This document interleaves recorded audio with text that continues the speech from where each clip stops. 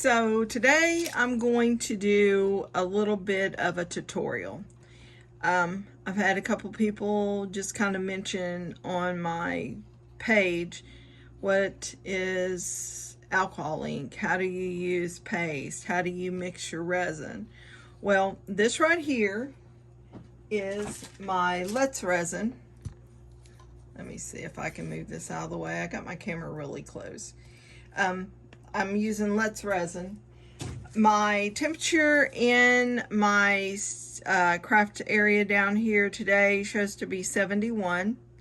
So typically I would set my part A in some hot tap water, which I actually keep a non-food use crock pot, but I just call it a crock, and I will first thing in the morning put it on high. A little bit later, 30 minutes or so, as I'm doing things, I'll drop it down to low, and then I will drop it down to warm. Warm keeps it sometimes a little bit cooler than what my hot tap water is, but I will usually pour A and set it in the tap water for 3 or 4 minutes before I pour my B in. But it's 70 degrees down here now. The temperature outside has been going up and staying up. So I'm just doing this. And I poured 4 ounces of A and 4 ounces of B. This resin has about a 40-minute work time on it.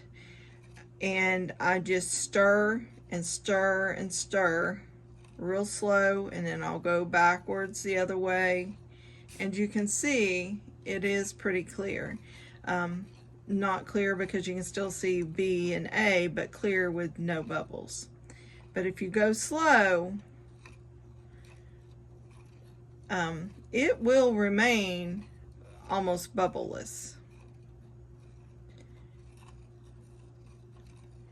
And then I'll take, and you need to make sure you're scraping, and then scrape your sides, because one part is heavier than the other part, and sometimes it will stick to the sides.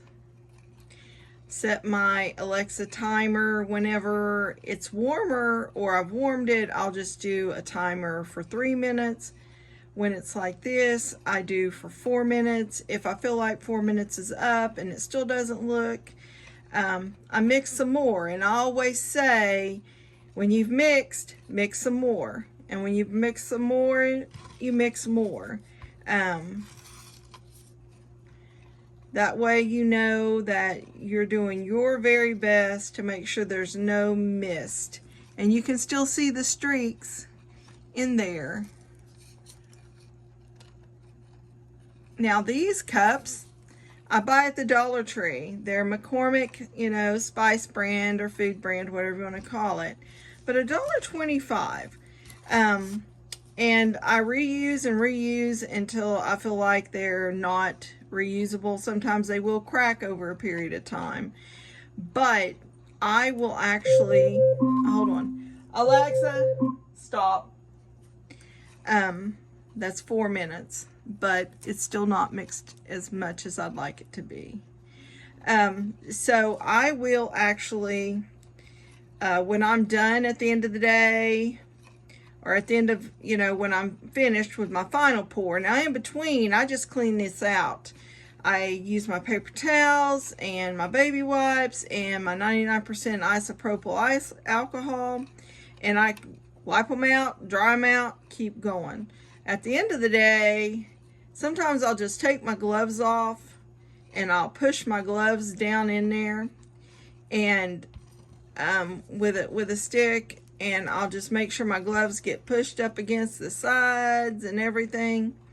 And that way when I come down the next morning, I can just pull the gloves out. The gloves have dried to all the resin that was in the container, and all that resin and everything is stuck to the gloves when you pull the gloves out, and you pretty much have a clean container.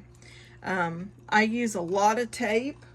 I buy my tape at Sam's Club. in the bulk packages.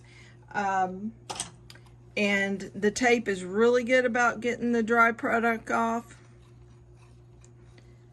But you see, we've got a little bit of bubbles, but we don't have a lot of bubbles. And it looks like it's pretty much mixed. Okay.